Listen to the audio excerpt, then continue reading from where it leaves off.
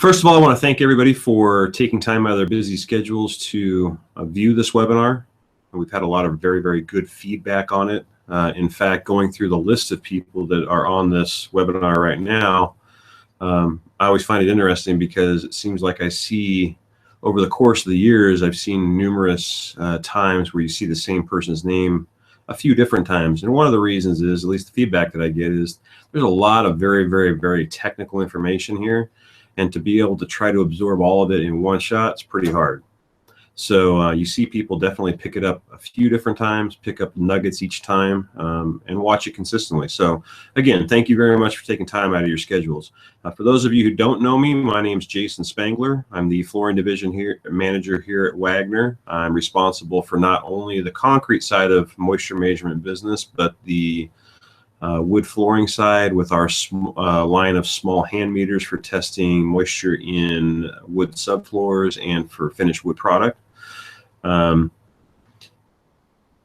the bottom of the screen, unfortunately, we're having some technical difficulties, but at the bottom of your computer screen, there should be a box where you can type in any questions and send them. I will try to get to as many of them as possible if for whatever reason they get in after we're through with the Q&A. Or if you think of something after the fact, if they come in after the Q&A, I'll respond to the emails directly to you. If you come up with something after the fact, contact me directly. Again, Jason Spangler, 800-634-9961, and it's extension 235. So without any further ado, a couple of the questions that I get a lot. Now, one of them is based on a slab on grade. I always get the question, because relative humidity testing is a very depth specific measurement, how do you know how thick the slab is? So there's a few different ways. One is, obviously, you have a lot of construction documents, whether it's old or new, depending on the type of building. There's a lot of historic information on some buildings. If it's new, obviously you should have it from the construction documents for the building being built. I tell people it's really amazing once you start doing relative humidity testing and you have to know how thick the concrete is, how many different ways there are to see it, especially if you're looking at things like, rehabs where you're doing trenching to move plumbing, things like that. You can definitely see that. So it's just a matter of being cognizant of it when you go onto the job site and really knowing or realizing that you need to know this.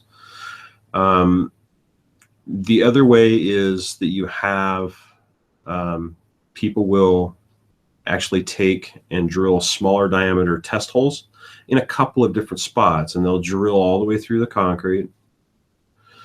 And usually what they'll do is they use a piece of pliable wire and make a J-hook out of it, so it's just a little bit bigger than the hole diameter. And when you push it down, it compresses that J-hook. You push it all the way down, springs out at the bottom, so when you pull it up, you can feel the tension. Mark it with your Sharpie and look at the radius of the J-hook versus where the Sharpie mark is, and that gives you a relatively good idea of how thick the slab is. Compare that in a couple of spots. You've done your due diligence to make sure there aren't any radical inconsistencies in thickness. Unfortunately, you definitely don't want to make the slab into Swiss cheese. You don't want to do holes all over the place, but a couple of different spots is usually what I hear people doing out in the field. For those of you who really want to find out and are willing to pay the money for it, they have a device out there. It's about $2,500, and it works in conjunction with your iPad type of device. But it will send signals through the concrete, and it will give you, I believe it's within plus or minus about a ½ inch thickness, how thick the concrete is. Again, there's a lot of different tools for that, but that's definitely one way to do it.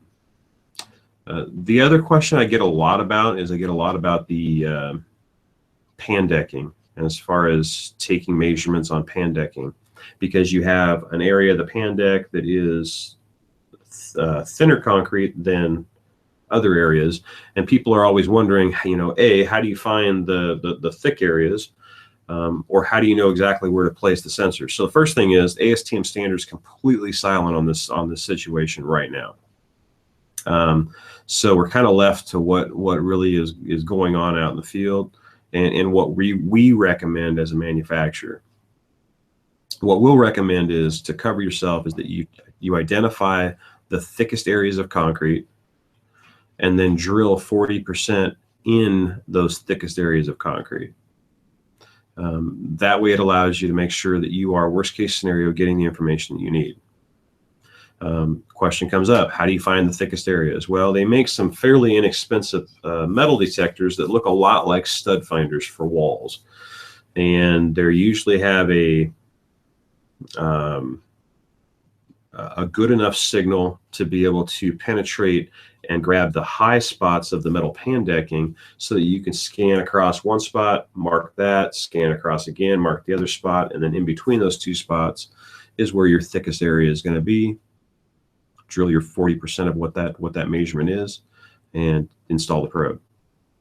So those are a couple of the big ones that I get a lot. Again, it doesn't look like I have anything else as far as any other questions there. So for anybody who does have questions, please either email, put some information or put the question in the box below here before you exit out of the seminar or the webinar, or just call me directly at 800-634-9961, extension 235. And with that, any of you that are going to Surfaces A World of Concrete, we will have a booth at both places. And if you go on our website at wagnermeters.com, you can see what the booth numbers are so that you can come by and visit us.